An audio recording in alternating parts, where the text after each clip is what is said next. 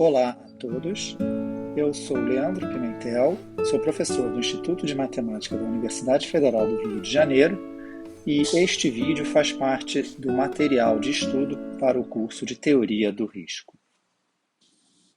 Neste vídeo faremos uma introdução à teoria e iremos abordar os seguintes tópicos: postulado fundamental e princípios de cálculo. Quando a gente fala de risco, a gente está pensando nas seguradoras, né, que são empresas autorizadas a assumir o risco, né, que, de certa forma, está relacionado a um prejuízo que consta no contrato. Né? Esse contrato, né, é o seguro. Você tem o segurado, que é a pessoa, né, que contrata o seguro. Você tem o assegurado, que é o bem. E a teoria do risco, né, consiste na modelização matemática do risco, né, seus fatores aleatórios inerentes, através da teoria das probabilidades. Princípio de cálculo do prêmio. Né? Diversos são os conceitos e metodologias envolvidas no cálculo do preço pago pelo segurado, o qual denominamos prêmio. O postulado fundamental da teoria do risco, né, diz o seguinte: iremos sempre assumir que o sinistro agregado, o valor total das indenizações ocorridas em uma carteira de seguros em um determinado tempo, por exemplo, um ano, é dado por uma variável aleatória, que a gente denota por S, tá? Com uma certa distribuição acumulada, que a gente denota por F de S. Tá? Então, o que é um princípio de cálculo do prêmio? Tá? O princípio de cálculo do prêmio é uma função, tá, que a cada, né, distribuição de probabilidades associa um número real, tá, que não é aleatório, né, é um número determinístico, né, tal que esse prêmio que a gente vai calcular, né, é dado exatamente por essa função. Tá? Então, para ser um pouco mais concreto, eu vou dar alguns exemplos. A gente tem o princípio da equivalência, né, ou de cálculo do prêmio de risco, né, que é simples. Né? Você tem a sua variável S, né, que é o risco agregado, e você diz que o prêmio é dado exatamente pelo valor esperado dessa variável. Nós temos também o princípio do valor esperado, tá? No qual você calcula o prêmio, né, como a gente chama também de prêmio puro, né, fazendo o quê? Né? Você pega o prêmio de risco, né, e multiplica por um fator dado por 1 mais θ, onde θ é o que a gente chama de carregamento de segurança. Nós temos também o princípio do desvio padrão, no qual a gente, né, pega o prêmio de risco e adiciona, né, uma parcela que é proporcional ao desvio padrão da variável S. Nós temos também o princípio do percentil, no qual a gente fixa, né, um parâmetro alfa entre 0 e 1. Em geral, esse alfa vai ser pequeno, né, e procura o valor P de forma que a probabilidade dessa minha variável ser menor ou igual a P seja dada por 1 menos alfa. Né? Então, como o alfa é pequeno, em geral, a gente quer que essa probabilidade seja próxima de 1. Nós temos também o princípio exponencial, no qual a gente calcula o prêmio, né, primeiro determinando qual é a função geradora de momentos da variável S. Tá? A gente determina de maneira arbitrária um parâmetro alfa, tá? E calcula o prêmio como 1 sobre alfa vezes o logaritmo, tá, da função geradora de momentos né, calculada no ponto alfa. Bom, além disso, nós temos também o princípio da utilidade zero, né, onde a gente calcula o prêmio utilizando-se da teoria da utilidade, né, aplicada à precificação de seguros. Tá? A gente vai ver a seguir, né, como é que isso é feito. Eu vou aqui dar um exemplo. Né? Suponha que o meu risco agregado S tenha uma certa distribuição F, né, dada por essa fórmula. Tá? Observe que isso aqui é uma função de distribuição, né? Porque quando x vai para menos infinito ela é zero, quando x vai para mais infinito ela é 1. Tá? É, e né, você tem esse comportamento entre os valores 2 e 4. Né? Uma observação importante aqui é que essa função ela tem um salto, né, no valor 2. Tá?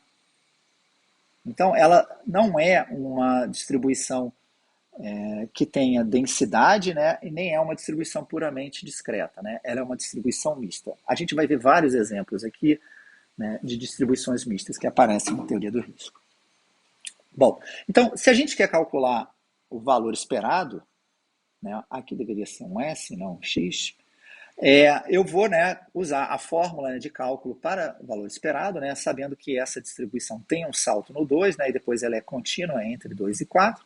Né, então, isso vai me dar, né, o tamanho desse salto no 2, que é exatamente meio, né, vezes 2, tá? Mais, né, essa parte aqui, né, que é 1/4 vezes a integral, né, de 2 até 4 de x dx. Tá? E isso aqui dá exatamente o valor 5/2. Tá? Então, aqui eu calculei, né, o prêmio de risco. Tá? Eu posso também calcular o prêmio exponencial, né, calculando a função geradora de momentos. Tá? Então, isso aqui, novamente, eu tenho esse 1/2, que é o salto na origem, né? E, desculpa, aqui não é, no caso não é na origem, né, é no valor 2, tá? Então eu, né, evaluo a função no valor 2, que vai dar E vezes 2 alfa, né, vezes a probabilidade dela ser igual a 2, né, mais a parte contínua, tá? E fazendo umas continhas você vê que dá exatamente esse valor aqui. Né? Portanto, quando eu tiro o logaritmo, né, eu obtenho um prêmio, aqui no caso o prêmio exponencial, tá, dado por essa fórmula aqui, que aparece em função do parâmetro alfa. A gente sempre, né, tem algumas propriedades que são desejáveis, né, para o cálculo, né, para um princípio de cálculo de prêmio. Tá? A primeira delas é que a gente quer um carregamento de segurança não negativo. Né?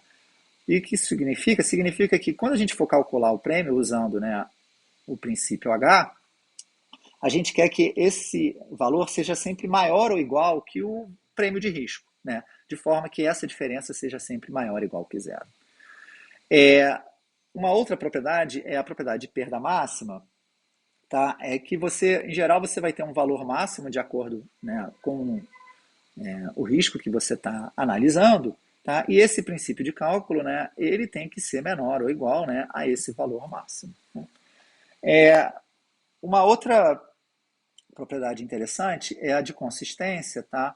De forma que se você somar ao seu risco agregado S uma constante C, tá? O seu novo prêmio, né, vai ser dado exatamente pelo prêmio calculado em S mais essa constante C. Né? Essa constante, se ela é uma constante, ela não envolve nada aleatório, né?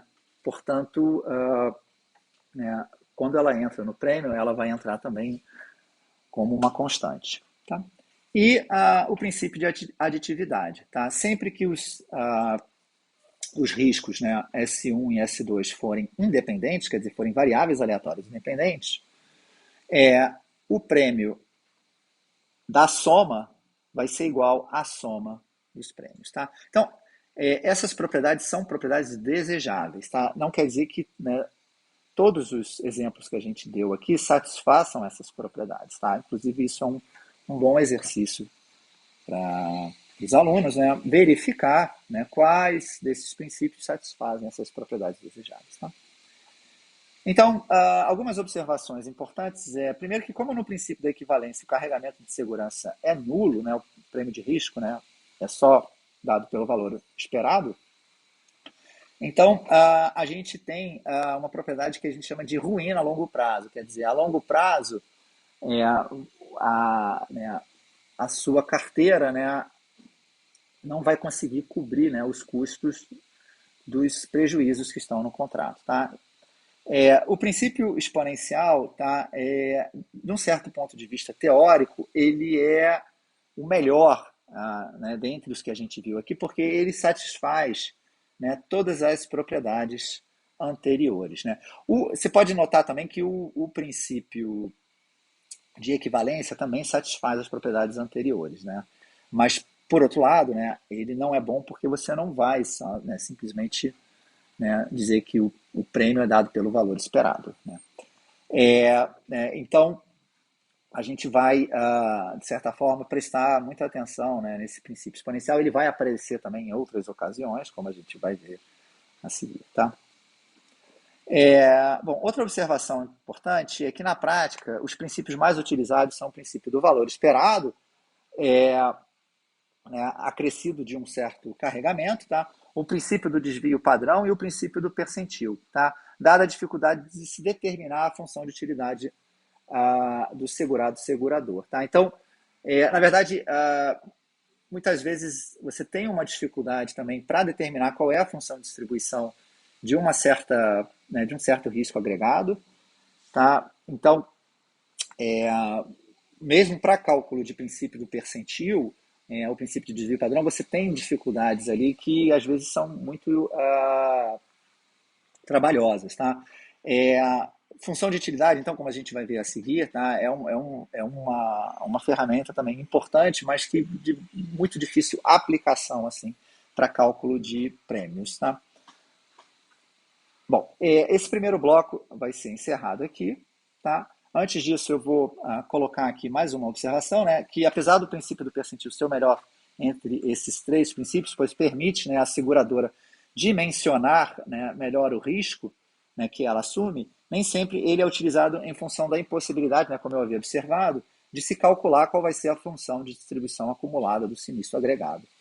Tá? Então essa é sempre uma dificuldade que a gente vai estar lidando, que é, né, o cálculo dessa função de distribuição. Então a gente vai usar muitas vezes, né, métodos que vão aproximar essa função de distribuição, tá? Ou a gente vai colocar, né, condições, né, ou modelos ali em cima que a gente pode tentar fazer uma certa, ter ferramentas para fazer estimativas paramétricas desse modelo, tá? Mas isso fica mais à frente, né, e também tem a ver mais com a parte estatística. Tá bom?